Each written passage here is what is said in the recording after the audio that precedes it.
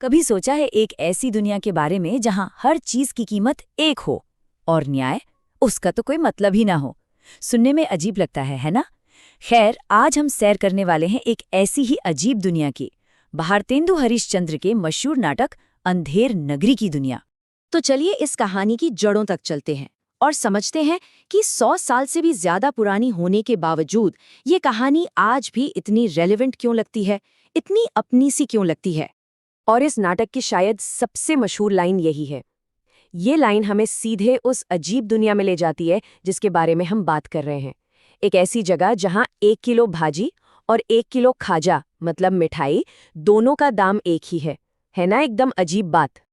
तो लीजिए, हम आ पहुंचे हैं अंधेर नगरी में, एक ऐसा शहर जिसका बस एक ही नियम है, एक ही कानून, हर चीज टकासेर।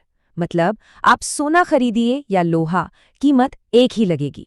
और अब कहानी में एंट्री होती है हमारे मुख्य किरदारों की, एक बहुत ही समझदार गुरु और उनके 2 चेले।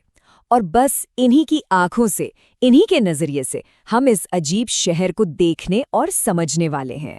तो यहाँ का सबसे बड़ा अजूबा है ये टकासेर का कानून। मतलब बिल्कुल साफ है, चाहे महंगी से महंगी मिठाई खरीद लो या सस्ती से सस्ती सब्जी, कीमत एक ही चुकानी होगी। हर चीज का दाम एकदम बराबर। अब शहर का ये अजीब नियम देखकर गुरु और उनके चेले गोवर्धन दास की राय बिल्कुल बट जाती है। गुरु को तो इसमें एक बहुत बड़ा खतरा नजर आता है, लेकिन चेला गोवर्धन दास, उसे लगता है वाह, ये तो जन्नत है, यहाँ जी भर के खाने का इससे सुनहरा मौका और क्या हो सकता है। गुरु अपने चेले को लाख समझाते हैं, लेकिन गोवर्धन दास सस्ते खाने के लालच में उनकी एक नहीं सुनता। वो वहीं रुकने का फैसला कर लेता है और यही फैसला आगे चलकर उसकी जिंदगी की सबसे बड़ी भूल साबित होने वाला है। अब कहानी में आता है असली मोड़, और इसकी शुरुआत होती है एक बहुत ही छोटी सी दुर्घटना से। और बस यहीं से शुरू होता है राजा के अजब गजब न्याय का खेल। एक मरी हुई बकरी के लिए इंसाफ की गुहार लगती है और राजा का दरबार देखते ही देखते एक सर्कस में बदल जाता है। अब जरा देखिए कि कैसे इल्जाम एक से दूसरे पर और दूसरे से तीसरे पर फेंका जा रहा है। राजा की अदालत में अकल के लिए कोई जगह ही नहीं है। बात बनिए से शुरू होती है और कारीगर, चूनेवाला, भिश्ती और कसाई से होते होते एक बेचारे गडरिये तक जा पहुंचती है। और इस पूरी लंबी चौड़ी जांच का नतीजा क्या निकलता है? बकरी की मौत का जिम्मेदार शहर के कोतवाल को ठहराया जाता है। क्यों? सिर्फ इसीलिए क्योंकि उसकी शाही सवारी सड़क से गुजरी थी, जिससे पूरी डिस्ट्रैक्शन की चेन शुरू हुई। है ना कमाल का लॉजिक? और राजा बिना सोचे समझे अपना फैसला सुना देता है। कोतवाल को फांसी पर चढ़ा दो।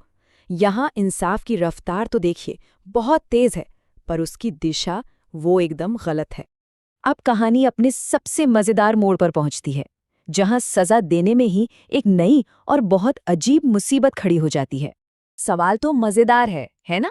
तो चलिए देखते हैं कि अंधेर नगरी का ये चौपट राजा इस मुश्किल का क्या और कैसा हल निकालता है।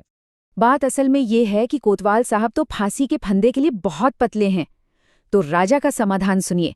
समाधान ये है कि किसी ऐसे मोटे आदमी को ढूंढो जिसकी गर्दन फंदे में फिट हो जाए, क्योंकि राजा के लिए सजा देना जरूरी है, ये नहीं कि सजा किसे मिल रही है। और किस्मत का खेल देखिए, राजा के सिपाहियों को कौन मिलता है? हमारा वही चेला गोवर्धन दास, जो शहर का सस्ता खाना खाकर एकदम मोटा ताजा हो गया था, और उसकी गर्दन फांसी के फंदे के लिए बिल्कुल परफेक्ट थी। यानी जिस लालच ने उसे शहर में रोका, वही अब उसकी जान लेने वाला था।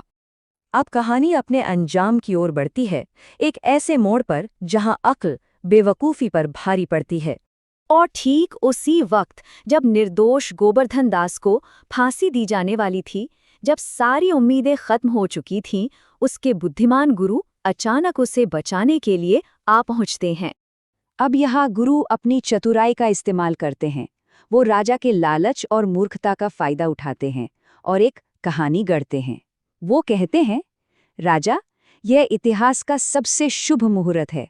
जो कोई भी अभी फांसी पर चढ़ेगा वो सीधे स्वर्ग जाएगा। और चौपट राजा वो तो फौरन इस जाल में फंस जाता है। वो ऐलान करता है, रुको, फांसी पर मैं चढ़ूंगा। स्वर्ग जाने का पहला हक तो राजा का ही होता है। वो ये सुनहरा मौका भला कैसे जाने दे सकता था? और बस राजा की मूर्खता ही उसकी मौत का कारण बन जाती है। वो खुद को फांसी देने का आदेश देता है और उसे तुरंत लटका दिया जाता है। और इस तरह वो शिष्य को भी बचा लेता है और पूरे राज्य को भी, अपने ही शासन से। सोचिए, ये नाटक 1881 में लिखा गया था, 100 साल से भी ज्यादा पुराना है। लेकिन इसकी बातें, इसका संदेश आज भी उतना ही ताकतवर और उतना ही प्रासंगिक है। तो आखिर इस कहानी का असली संदेश क्या है? ये एक बहुत तीखी आलोचना है, एक व्यंग्य है मनमाने और बेवकूफ़ी भरे शासन पर। यह कहानी हमें चेतावनी देती है कि जब कोई समाज अपना विवेक और सही गलत की समझ खो देता है तो उसका क्या हश्र होता है।